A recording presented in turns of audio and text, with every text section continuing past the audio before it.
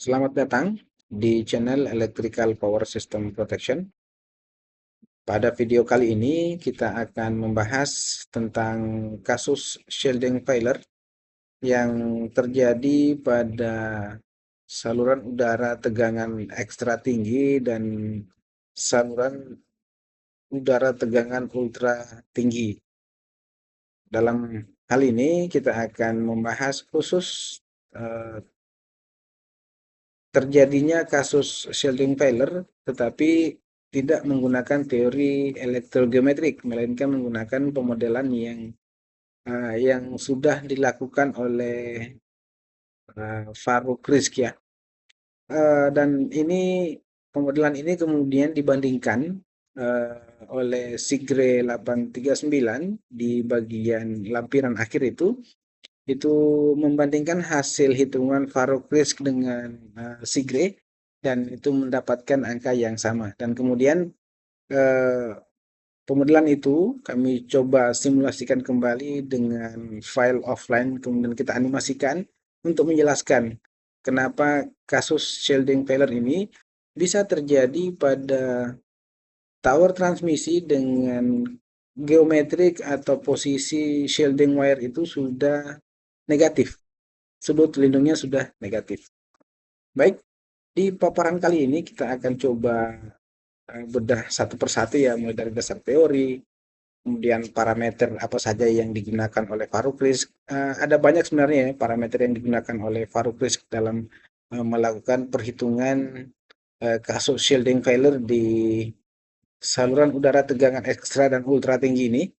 Kemudian di antara juga ada faktor geometrik dan perhitungan matriks, kemudian ada faktor koreksi dan jarak LDS ya atau jarak lateral distance strikingnya. Striking distance itu berapa meter gitu ya.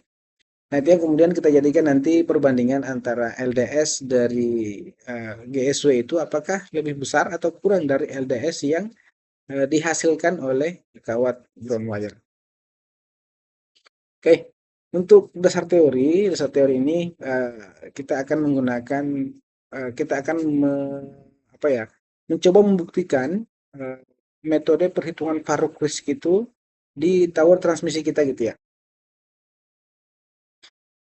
Oke, di sini kemudian di latar belakangnya, latar belakang kenapa Sigre Technical Brochure 839 ya, karena ini merupakan salah satu referensi internasional ya, yang sudah diakui dan banyak yang bisa kita apa istilahnya pelajari terkait petir ini di Sigre 839. Kemudian salah satu materi atau salah satu apa istilahnya pemodelan yang ada di bagian akhir buku ini itu mencoba memodelkan eh, eh, apa Farouk Rizky itu seperti apa memodelkan eh, kasus sambaran langsung ke konduktor meskipun kondisi GSW itu sudah eh, berada lebih eh, ini ya lebih lebar ya kalau GSW itu lebih lebar posisi kontur geometriknya sehingga menghasilkan perhitungan sudut lindung yang negatif. Dan ada juga kondisi di mana di kondisi apa konfigurasi fasa yang horizontal, artinya RST-nya itu ada di susun secara horizontal dan kemudian GSW-nya itu ada di atas 2 sehingga secara hitungan geometrik dengan menggunakan teori EGM itu harusnya sudah tertutup secara sempurna meskipun arus petir itu kecil sekali gitu ya. Hanya saja ternyata di kasus-kasus tertentu dan ini banyak teman-teman bisa baca di Sigre TB704 itu dijelaskan beberapa kasus-kasus yang terjadinya shielding failure itu ada di fase tengah. Nah, sementara di fase tengah itu sudah terapit oleh dua GSW di atasnya gitu ya. Nah, ini tidak bisa dijelaskan secara geometri. Dan ini kemudian Farouk Rizk bisa membuktikan secara matematis hubungan dari banyak parameter dan faktor koreksi gitu ya. Oke, salah satu di antaranya itu Salah satu di antara sedikit di antara dari parameter-parameter itu mungkin di sini kita bisa lihat di layar ada tinggi konduktor dari tanah, kemudian medan listrik awan, kemudian tegangan operasi sistem ini yang paling penting, tegangan operasi sistem. Kemudian ada radius ekuivalen atau jari-jari ekuivalen konduktor. Ingat di SUTT di SUTET maupun ultra tinggi itu saluran udara tegangan ultra tinggi itu memiliki satu fasa itu memiliki lebih dari satu bandel konduktor. Artinya di konduktor dalam satu fasa itu bisa sampai dengan 6 eh, konduktor yang diikat atau dihubungkan dengan konektor tentunya ya. Dan kemudian itu membentuk sebuah jari-jari geometri, jari-jari ekuivalen. Jadi tidak melihat di perhitungan Farouk-Rizki ini tidak melihat radius ekuivalen itu radius ekuivalen satu subkonduktor, melainkan satu bandel konduktor. Seperti itu. Kemudian faktor yang paling penting juga adalah tinggi apa dasar awan gitu ya. Tinggi dasar awan ini oleh Farouk-Rizki itu memberikan angka 2.500 meter dari atas permukaan tanah. Gitu. Dan kemudian nanti terakhir kita akan melihat yang dihitung oleh Farouk-Rizki ini adalah ini nih, LDS fasa itu lebih besar dari LDS GSW. Mungkin dengan melihat ini teman-teman belum akan apa istilahnya belum bisa menangkap ya maksud dari pernyataan ini apa, tapi nanti terakhir kita akan coba simulasikan ya, simulasikan dengan menggunakan uh, apa istilahnya animasi agar bisa melihat kenapa fasa tengah itu yang disusun horizontal itu bisa tersambar petir meskipun secara geometrik dengan pemodelan pemodelan elektrogeometri itu sudah secara teori sudah tertutup rapat. Oke, saya akan lanjut. Nah, ini ada beberapa konsep ya yang dilakukan oleh RISC ini ya. Itu ada menghitung matriks potensial, kemudian ada menghitung kapasitansinya. Jadi menghitung kapasitansi antar konduktor, kemudian kapasitansi konduktor yang berdiri sendiri, kemudian hubungan dengan fasa lain. Jadi ada misalkan ya ada 5 konduktor di mana terdiri atas 3 fasa dan 2 GSW, maka matriks yang digunakan adalah matriks 5 kali 5. Jadi melihat hubungan antara GSW line 1 dengan GSW line 2, kemudian GSW line 1 dengan konduktor fasa R, kemudian GSW line 1 dengan fasa S, GSW line 1 dengan fasa T, kemudian GSW line 2 dengan GSW line 1, kemudian GSW line 2 dengan fasa R dan seterusnya. Itu melihat hubungan kapasitansi dan itu dibuatkan ke dalam matriks. Kemudian ada juga tahapan menghitung muatan induksi dan beberapa tahap yang krusial itu adalah menghitung LDS. Menghitung LDS terkoreksi ini nanti ada perkaliannya, proximity factor, kemudian medan tanah, kemudian bagaimana medan awan dan faktor apa istilahnya medan di ruang ya di udara itu seperti apa itu dijelaskan secara detail oleh Farouk Rizk. Mungkin teman-teman bisa melihat beberapa referensi dan sebenarnya penjelasan detailnya itu ada di papernya atau jurnal resminya ini ya IEEE yang dimana Farouk Rizk merupakan penulis penulis awalnya gitu ya. Kemudian oleh Sigri 839 ini mencoba membandingkan dengan mereferensi ke tulisan Farouk Rizki. Kemudian terakhir analisis. Analisis ini adalah perbandingan antara di mana kawat apa istilahnya LDS yang terkoreksi tadi itu lebih besar, yang di fasa lebih besar daripada LDS yang ada di uh, awan, di GSW. Nah, ini mungkin jadi pertanyaan, kenapa GSW punya nilai potensial sementara dia tidak bertegangan itu ya, karena di pemodelan ini itu sangat dipengaruhi oleh besarnya tegangan sistem. Tegangan nilai instantaneous, tegangan nilai sesaat ya. Maksudnya kalau kita lihat sinusoidal, itu yang paling rentan itu adalah tegangan yang di setengah siklus pertama di sudut 90 derajat. Nanti kita coba buktikan ya. Jadi Varoukris Sigri 839 juga kalau teman-teman nanti coba pelajari dan bedah isi dari buku itu akan terlihat pengaruh dari besarnya pengaruh dari sudut fasa sistem pada saat itu, pada saat terjadi gangguan atau samaran petir gitu. Oke, ini yang perlu kita ada beberapa data yang perlu dimasukkan ke dalam perhitungan ya. Oke, ada parameter petir, kemudian ada sini ada EG ya, berapa kV per meter yang di simulasi ini kita nanti memasukkan angka 10 kV per meter. Kemudian ada arus puncaknya berapa, mau mengambil di 28, 20, 30 KA gitu ya. Kemudian ada tinggi pangkal awan. Nanti kita melihat nanti meskipun nanti di simulasinya itu tidak secara apa istilahnya ya, animasi tidak berubah ketinggian, tapi ini hanya sebatas simulasi karena kita tidak bisa membandingkan antara 2.500 meter dengan 40 meter ya agak sedikit, atau sorry 2.500 meter dengan 100 meter kan agak sedikit eh, apa istilahnya, skala kita menskalakan itu digambar akan sedikit sulit gitu ya. Jadi di simulasi nanti tidak akan merubah ketinggian awan, hanya saja itu mempengaruhi dalam perhitungan. Kemudian ada parameter sistem. Parameter sistem ini ada tegangan sistem dan sudut fasa. Nah, kenapa di sini ada sudut fasa? Ini penting sekali karena kita bisa melihat mensimulasikan di sudut berapa fasa tertentu itu akan rentan dengan eh, sambaran langsung meskipun di situ sudah ada GSW yang mengapit dan sudutnya sudah negatif gitu ya. Nanti kita coba buktikan.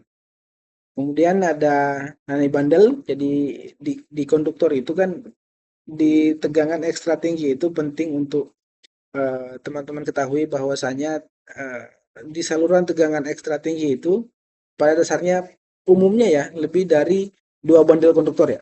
Satu fasa itu lebih dari dua gitu ya, atau lebih dari satu lah gitu. Itu itu punya alasan teknis tersendiri, tapi kita tidak akan bahas ke sana.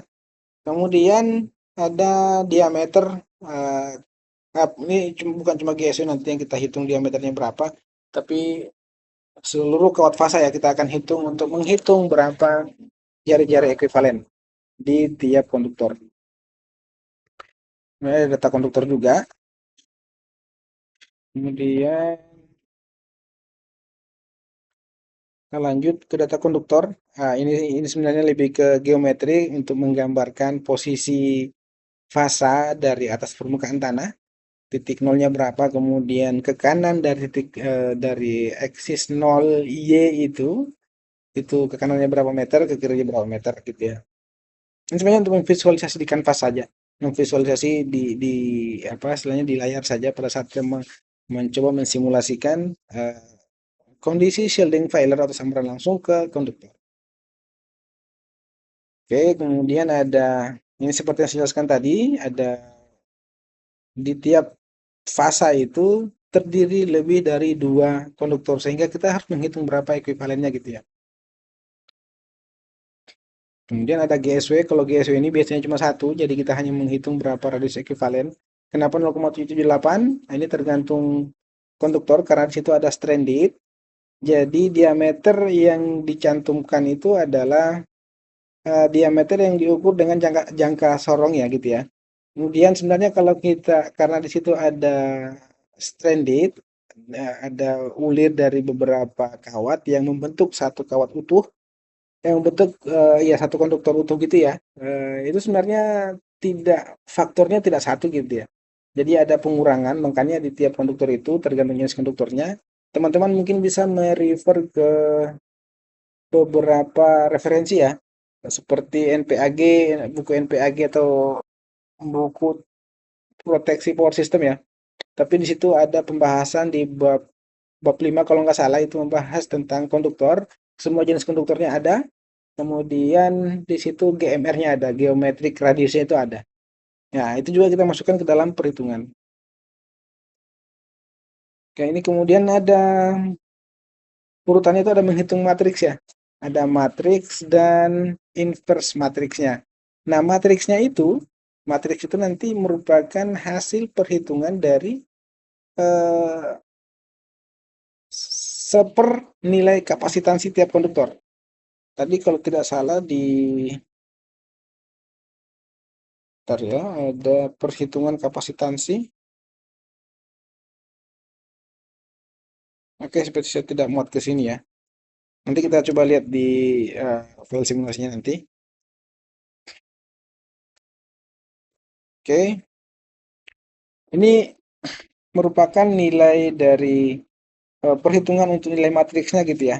Nah, ini merupakan salah satu contohnya diagonal elemen yang untuk matriks.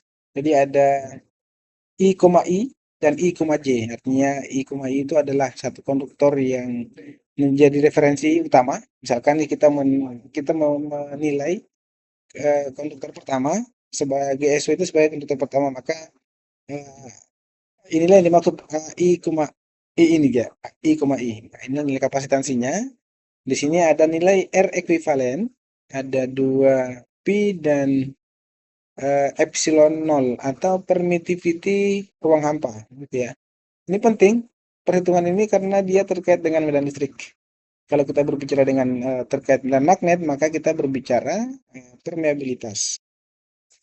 Kemudian ada I, J.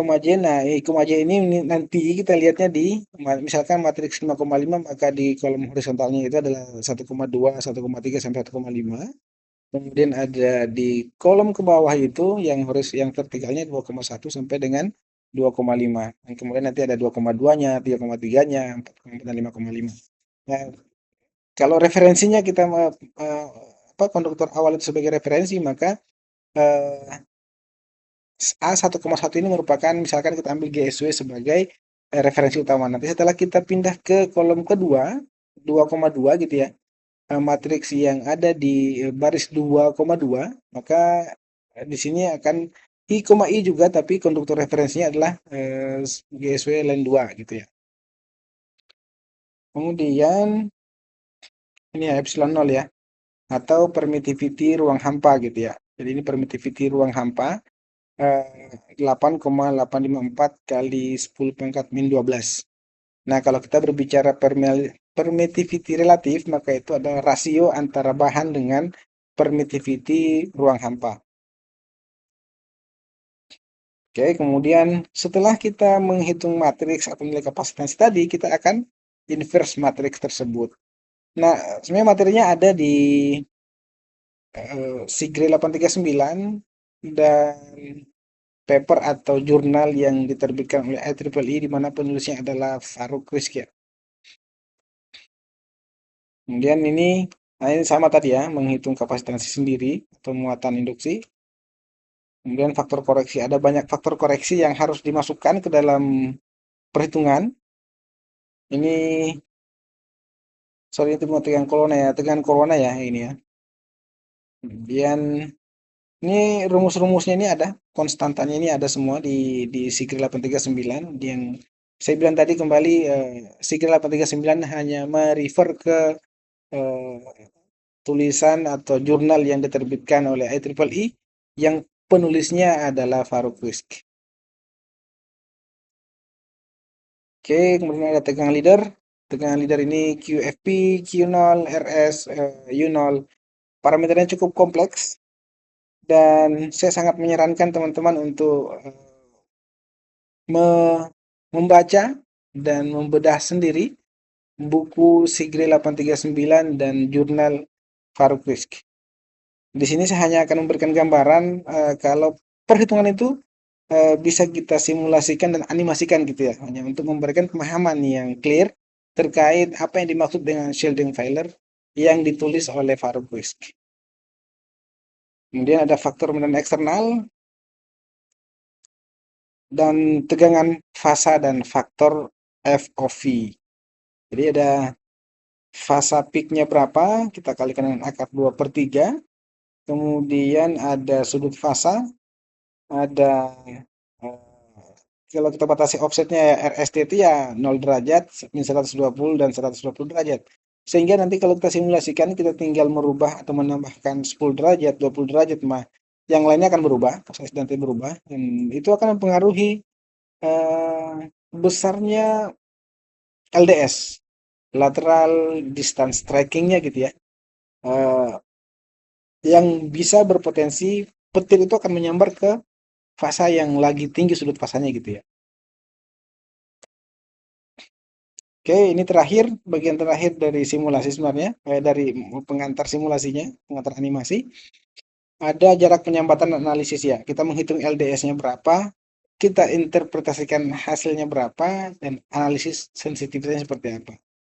Seperti ini ya. Jadi di LDS 0 itu ada beberapa parameter yang harus kita ketahui. Ada A, ada alfa, dan ada beta. Jadi A, alfa, dan beta ini di Sigrel 839 sudah dibagi 3.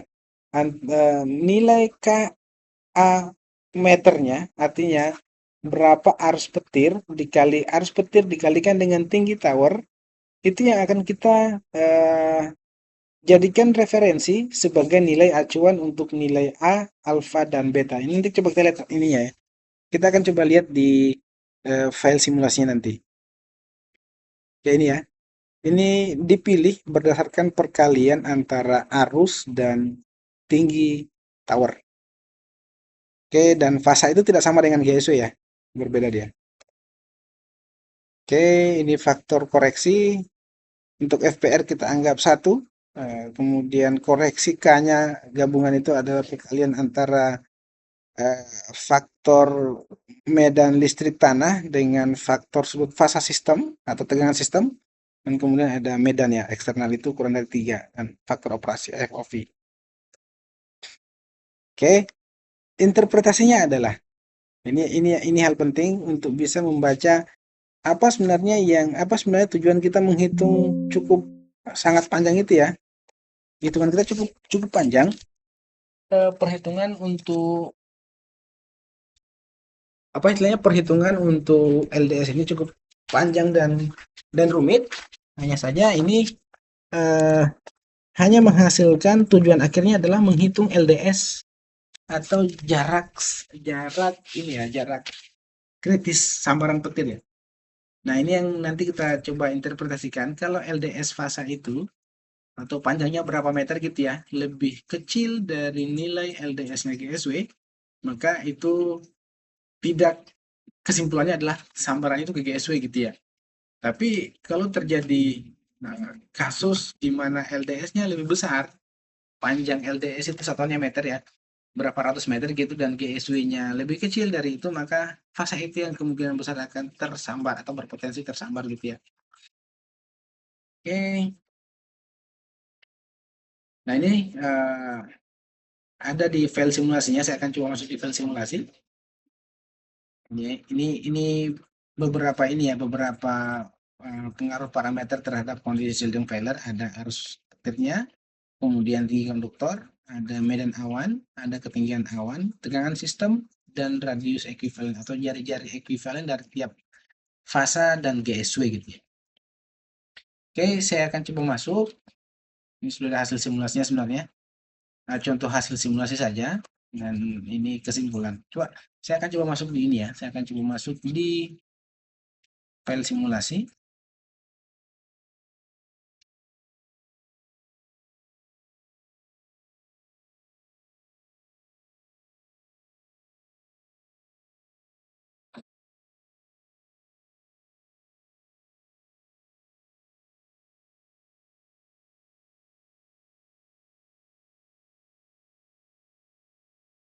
Ya, Mas, ini bukan bukan ini ya. Satu lagi, ada 2 file simulasi.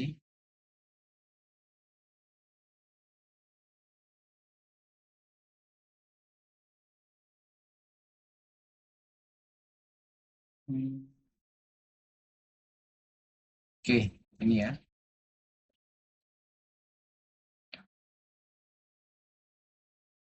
Ini kita coba lihat, ini adalah tipe konduktor yang kita susun secara horizontal. Eh, jadi ini biasanya ada di tegangan ekstra tinggi sudah ya. Jadi masing-masing tower itu hanya eh, masing-masing line itu, misalkan line 1 line 2 itu konfigurasinya terpisah gitu ya. Ada tower masing-masing fase, masing-masing line transmisi itu ada towernya sendiri gitu ya. Jadi line 1 punya tower sendiri, line 2 punya tower sendiri. Atau ada juga yang tersusun 6 fasa horizontal dengan GSW 2 di atas gitu ya.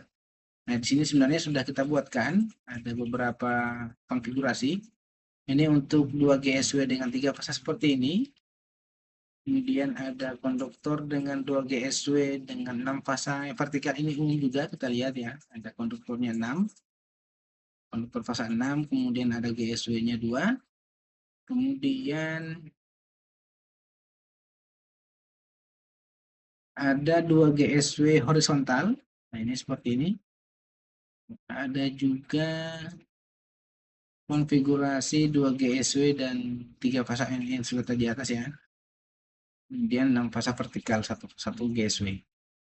Nah, jadi desain ini tentunya sudah melalui perhitungan yang matang ya oleh engineer pada saat merencanakan mendirikan ini ya, perencanaan mendirikan tower transmisi dengan apa istilahnya, perhitungan uh, efisiensi dan efektivitas terhadap kejadian atau kondisi shielding failure ya. Oke, saya akan coba masuk di tahap awal simulasi. Saya coba ambil contoh 2 GSW dan 3 fasa horizontal gitu ya. Kemudian di sini ada ketinggiannya ya. Ini saya coba isi otomatis dengan ketinggian tower saat ini itu.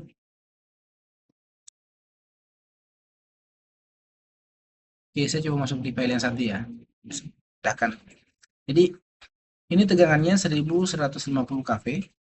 Mungkin kalau di Indonesia tidak ada tegangan ini, yang ini paling banyak ada di di luar Indonesia. Di China juga ada ini 1150 kV ini. Oke, saya ambil coba di Indonesia 500 kV ya. Kemudian ada 6 konduktor. Satu bandel konduktor itu ada 6. Kemudian diameter masing-masing konduktor yang membentuk 6 satu fasa tadi itu masing-masing itu di 3,3 cm. Jarak bandel itu ada 66 cm, kemudian diameternya GSW ada 3 cm dengan ground flash density atau simbolnya NG yang satuannya flash per kilometer pangkat 2 per tahun itu di 2,5. Ini coba naikkan karena kita Indonesia tropis ya. Coba naikkan di atas 10 lah ya. 12. Untuk tinggi awan 2500. Untuk ini tadi tegangan medan ini ya, tegangan medan ya, awan itu ada 10 kilovolt per meter. Memang petirnya kita atur di 18 dan sudut pasang 90 derajat. Geometrinya seperti ini, kita akan coba melihat LDS-nya ya. Eh, kita lihat tingginya, sorry ini saya atur konfigurasi ulang. Ini horizontal, 2 GSW dan 3 fasa. Seperti ini untuk konduktornya 500 kV dan 6 masing-masing konduktor. Kita coba rubah tingginya ya. Ini tingginya misalnya, ini misal 24, ketinggian konduktor ya sama semua karena horizontal ya. 24 dan tinggi GSU-nya 37.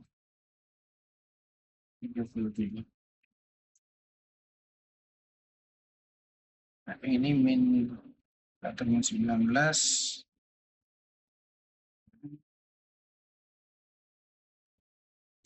meter. Ini 12 saja. Coba kita update ya. Kita atur dulu ininya. Oke. Jadi hasil perkalian antara tinggi tower 18 dikali arus petirnya 18 dengan tinggi tower 37 itu menghasilkan A-nya itu 2,359, alfanya 0,584 dan betanya 0,403. Nah, untuk GSW hal yang sama ya. Ini di referensi SIGRE 839 atau ada di jurnal Farouk Rizky ya. Oke, kita coba lihat kemudian perhitungan LDS-nya ya.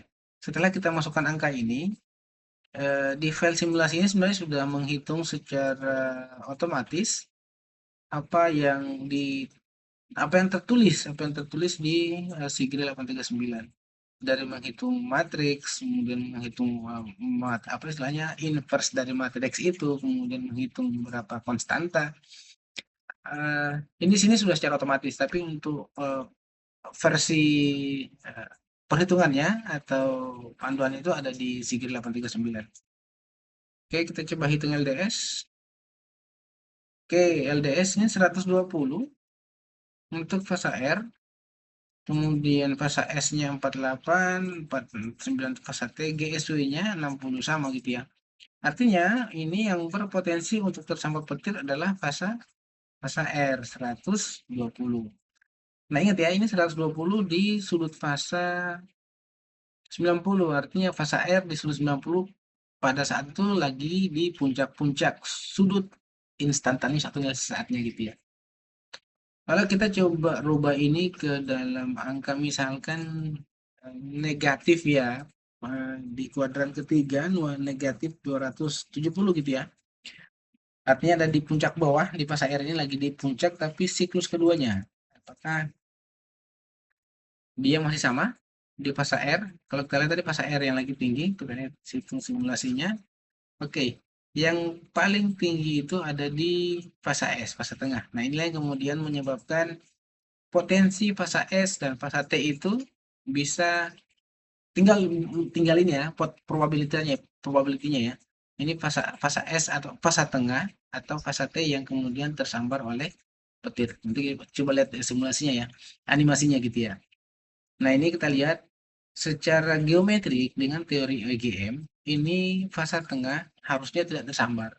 Tapi dengan simulasi ini kita bisa melihat perhitungan LDS itu ternyata fase S itu bisa lebih tinggi daripada GSW. Nanti coba lihat ya pengaruhnya ya. Oke, sampai di sini saya pikir teman-teman sudah bisa membayangkan ya, kenapa fase S itu bisa tersambar petir berdasarkan perhitungan matematis ini. Nah, coba kita lihat simulasinya. Tadi begitu saya merubah posisi sudut fasa eh, dari fasa R, otomatis fasa yang lain itu akan mengikuti gitu ya, karena ada selisih 120 derajat gitu ya antara tiap fasa. Karena kita berbicara sudut fasa normal gitu ya. Oke, di sini saya coba rubah atau ini 500 kp, 500 kp, kemudian sudut fasa 90 derajat, kemudian kita bisa ganti 12, KA petirnya 18, kemudian IG 10, konduktornya 6, jarak jarak bandelnya itu 66 cm dan diameter GSW-nya itu 3 cm. Kemudian, nah ini kita coba hitung ulang. Nah, ini sudah secara otomatis mengikuti yang tadi ya, 2,359, 0,584, dan 0,403.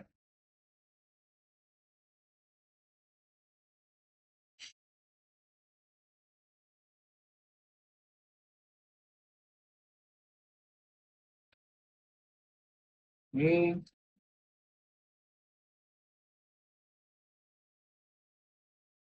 coba lihat. Kemudian ini konfigurasinya sudah horizontal ya. Kita coba membuatkan. Dan awannya kita coba tarik keluar. Ya. Kemudian yang perlu kita lihat lagi itu posisi ketinggian konduktor. Ini sudut pasangnya ya. Sudut pasang nanti dari sini dia ngikut. Kita 90 derajat dulu ya. Nah, theta ini ikut ke fasa R. Fasa S-nya itu kita kurang 120. Jadi 90 dikurangi dengan 120 atau min 30 ya.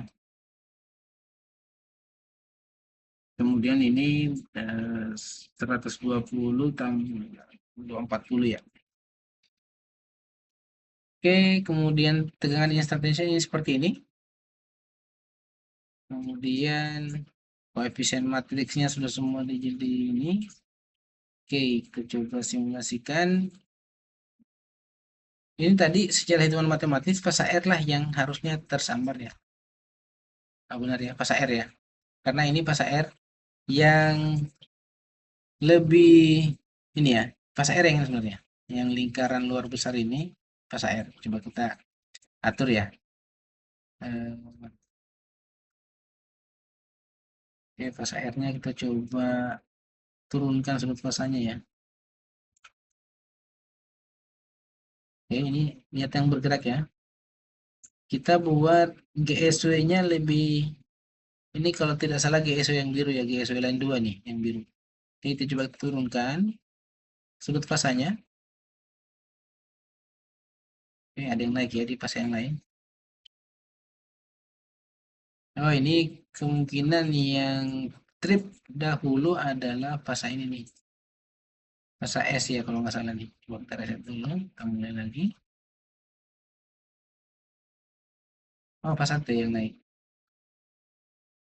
Oke, yang naik di fase T. Kemudian kita coba atur lagi sudut fasanya kita kecilkan. Oh, sorry. Kita buat di 0 derajat aja kali ya. 0 derajat yang tinggi fasa. Nah, kita lihat aja. Oh, masih fasa T di 270 ya.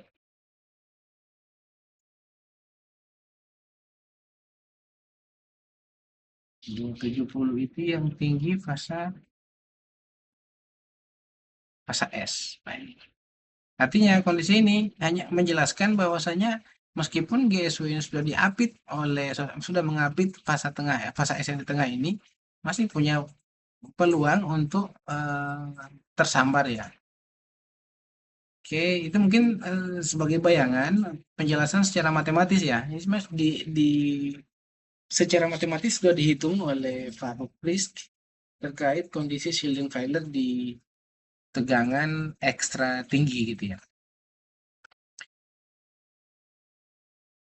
Baik, mungkin itu sebagai bayangan atau gambaran terkait kondisi shielding failure yang ada di eh, tegangan tinggi, tegangan ekstra tinggi dan tegangan ultra tinggi yang kemudian eh, bisa menjelaskan ya secara matematis kondisi atau kasus-kasus shielding failure meskipun sangat jarang terjadi ya, meskipun sangat jarang terjadi karena kondisi yang paling umum terjadi adalah BFO ya. BFO itu sambaran yang mengenai GSW atau sambaran yang mengenai tower itu sendiri gitu ya.